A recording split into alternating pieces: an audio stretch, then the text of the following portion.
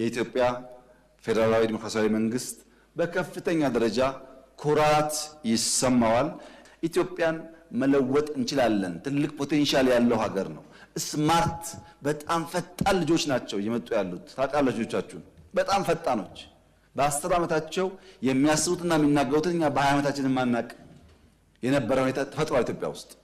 ይህን ተገንዝበን በርትተን ብንሰራ የሀገራችን እድገት ይረጋገጥ ይችላል። ካደግን ደግሞ እነዛ ምንላቸው ጥቃቅን ችግሮችም ሊደፈቁ ስለሚችሉ የተከበረው ምክር ቤት አሁን ወደ ምርጫ ሰፈራችሁ ስትመለሱ እያንዳንዷን ፕሮጀክት እያንዳንዷን ልማት የማየት እንዲቀላጠፍ ማድረግ፣ የሚሰንፉ ሰዎች ይበልጥ እንዲሰሩ ማድረግ፣ ህዝብ ማስተማር ከሁላችን የሚጠበቅ ተግባር እንደሆነ መግለጽ እፈልጋለሁ።